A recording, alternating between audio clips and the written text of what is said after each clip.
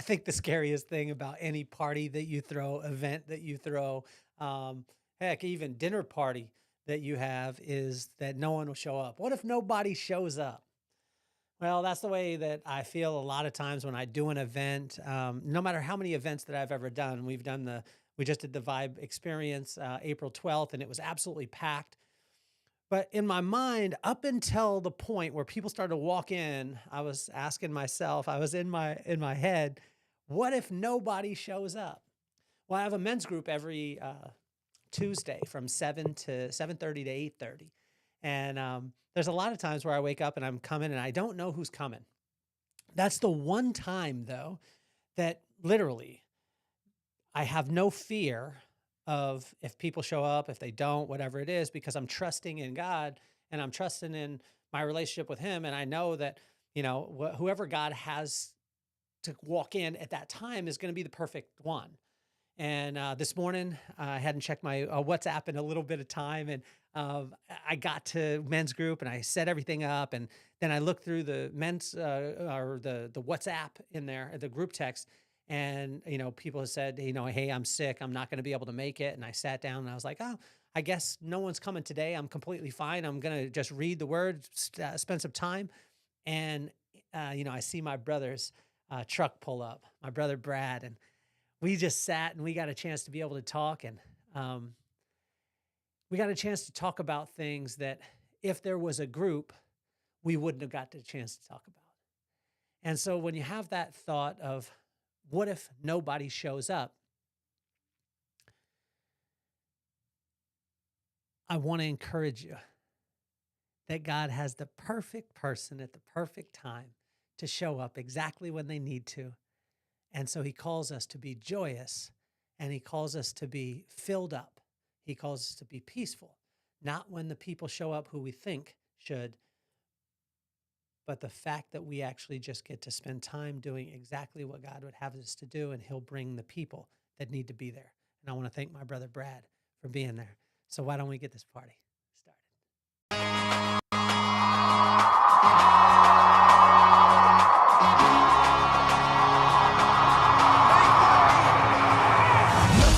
On my mind, I got to shine, so every day I grind. Work in the morning, work in the evening. We's achieving, cause we believing. It's for certain, we put the work in. We ain't stopped just because it's hurting. Right before your eyes, so it's coming to no surprise. The takeover is televised. Over and over and over again. Make no mistake, we continue to win. Defeat never known, cause I will not lose. They wanna mimic my moves, but can't walk in my shoes.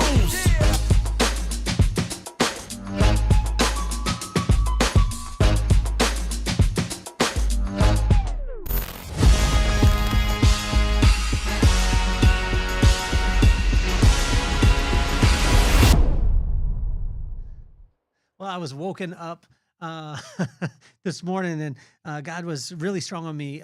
Be bold as a lion. Be bold as a lion, and any other confidence that you have that's outside of being bold as a lion is something that you should push to the side.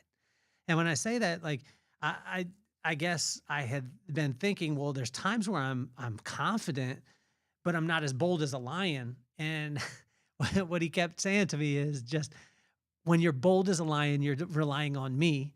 And when you're confident, you're relying on your own skills. You're relying on your background. You're relying on those things. And that is going to be something that isn't going to be able to deliver the way that boldness of a lion is. I saw a meme, and I think my brother sent it to me, or I sent it to him, my brother Rob. And when I sent it to him, it was a lion, and maybe it got into a little scuffle or something like that, and there was a lot of other animals that were around it, and then boom, there's another lion that comes in and just wrecks shop.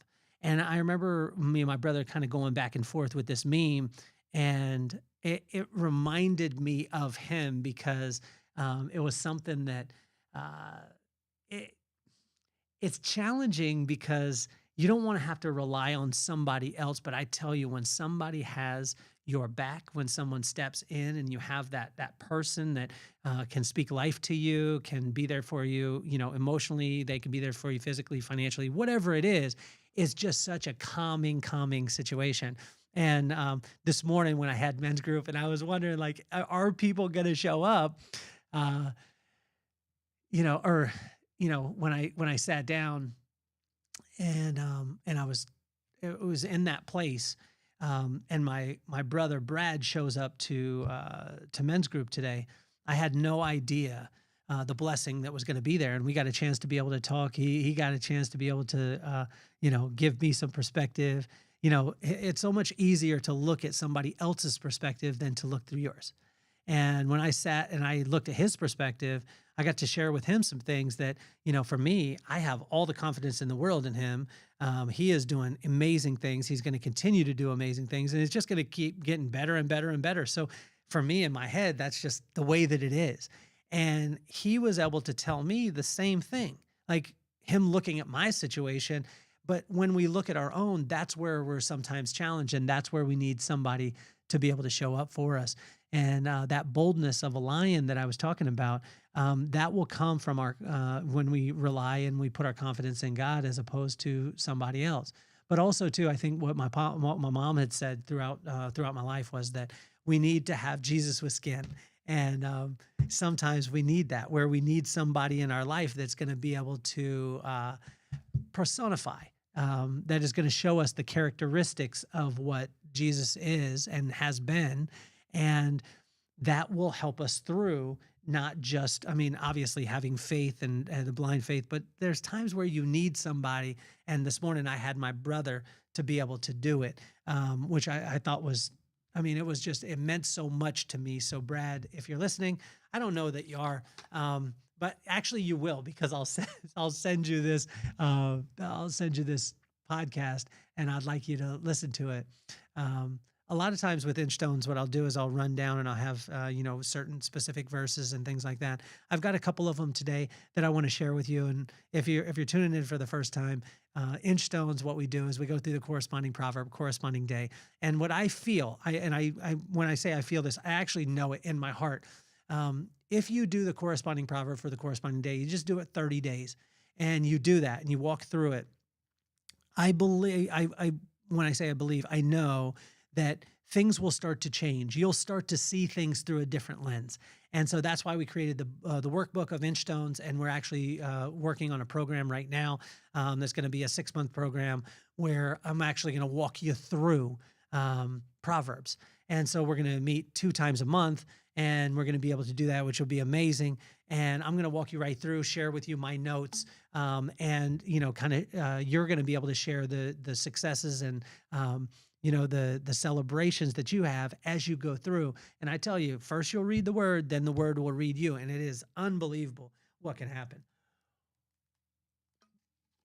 So I'm going to open up to here, because I didn't actually get a chance to be able to take a lot of notes this morning, because I was just spending a lot of time with my brother, and we got to do men's group, just him and I, which meant the world to me. But when we go into Proverbs 13, Proverbs 13, because it's May 13th today, almost 12 days away, or what is it, 10 days away, 10 days away from my 50th birthday too. Bang, bang. So the first one, as far as that stuck out to me, as far as verse, was a wise son heeds a father's instruction, and a mocker does not respond to rebukes. And when we were talking about this, a wise son heeds his father's instruction. And so what is heed? It means that you listen to it, you apply it. When you listen to it, you apply it. Not all the time the things that we listen to do we apply. And then it says, heeds his father's instructions. Well, not every person in the world has a father on this earth, but we all have a father that created us. And what I found was that your dad is, the person that was a part of your birth, right? But that dad isn't always your father. Your father is the person that you listen to. And so if we think about it in that context, if a wise son heeds his father's instructions, well, who's your father? Who is it that you listen to? Who is it that you listen to? And then you apply it. So if you heed that, meaning listen and apply it, it's incredible what can happen. And then, but it says a mocker does not respond to rebukes. And a mocker is just a person who is silly that doesn't choose wisdom. So when I was looking at that part of it, I had to ask myself, like, who's my father? Who's the one that I listen to? Do I listen to the world? Do I listen to my circumstances? Do I listen to all the things that are going on in my life? Or do I listen to the one who made me? And when we start listening to the one who made me, made you, and we apply that, it can be incredible. Another verse that stuck out to me was in verse 11, dishonest money dwindles away, but whoever gathers money little by little will make it grow. This one is tough because especially in today's society where everyone's like, oh, well, if you're gaining it little by little and you're, trading time for money, then you're never going to be wealthy. And there's all this different messaging. And most of the time the messaging is based off of what the people want you to believe in their sector. And one's not good, one's not bad, but I always look to not a good or a bad, but I look to truth and how those things can look, how they could be truthful. And when I look at the truth part of it, dishonest money dwindles away, but whoever gathers money little by little makes it grow. And then in verse 7, one person pretends to be rich, yet another one pretends to be, or one person pretends to be rich, yet has nothing.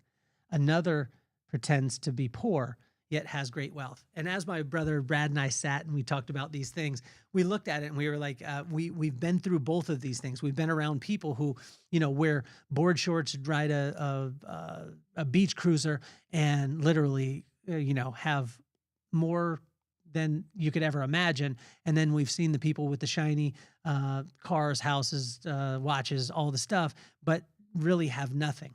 And so, and we were looking at where is the real wealth? Where the real wealth is in your heart and in your spirit. But think about that. One person pretends to be rich yet has nothing, and another pretends to be poor yet has great wealth.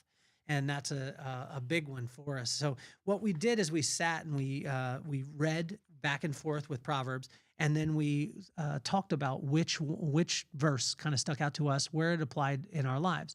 And what I realized in talking with my brother this morning with Brad was back to the point that I was talking about earlier, where it's so simple. It's absolutely so simple to see somebody else's circumstances and say, like, what's the big deal?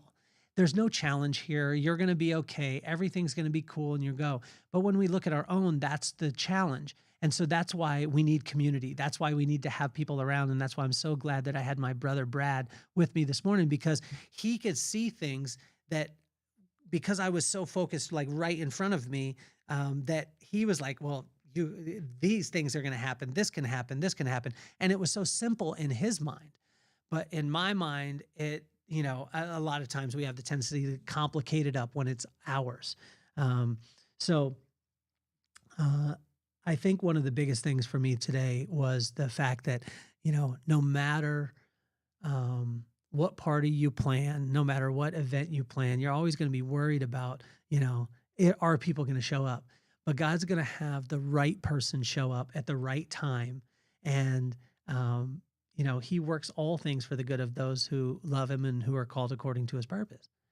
And, my brother Brad was that for me today. And it was a very, very cool experience for me. It was very humbling to be able to sit with him and for him to be able to see things and to be able to speak so much life. And what I want to encourage every one of you today is, to take and speak life to someone. Spend a little bit of time. The time that Brad spent with me today, we got to spend about an hour together in men's group, and it meant the absolute world. It lit me on fire, and it was, sometimes we just need that little bit of a nudge. And if you're ever wondering if someone's going to show up, well, yes, they're going to show up. It's going to be the exact person that God would have in the exact right time, and they're going to bring the exact right message. So I want you to be encouraged in that. We've got the Inchstones workbook, which you guys can check out on Amazon. It's on the link in the bio that you can check. But I want to tell you all, thank you so much for tuning in. Proverbs 13, bold as a lion, this confidence, and it comes back to that. This bold as a lion, the only way that we can truly be that is when we're rooted and grounded in the word. And sometimes this was a thing that my pops, I was with him one time, and I was like, Pops, I haven't done this ritual. I haven't done this thing in a while. And I felt almost bad because of it. And I had told him, I said, I haven't been to church in a while. I haven't been doing this. And he's like, he said, what were you doing instead? And I said, well, I was riding my bike, or I was taking a walk, or I was on the beach, or I was here or there. And he said, you know what? God is with you all the time. And so today, this episode of Inchstones is very important to me, because a lot of times I'll write out exactly the specific points and I run them down.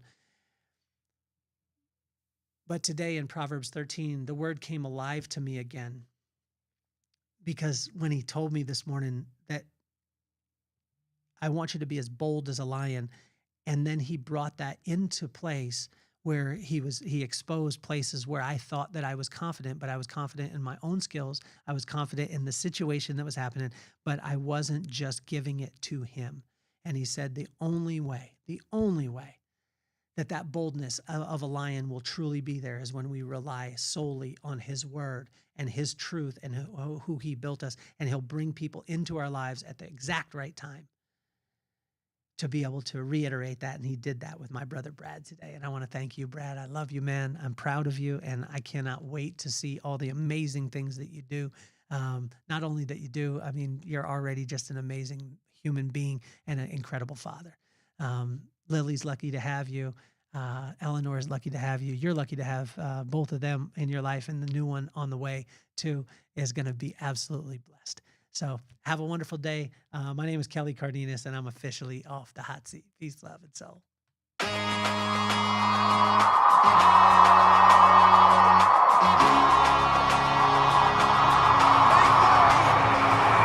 Nothing more on my mind. I got to shine, so every day I grind. Work in the morning, work in the evening. We's achieving, cause we believing.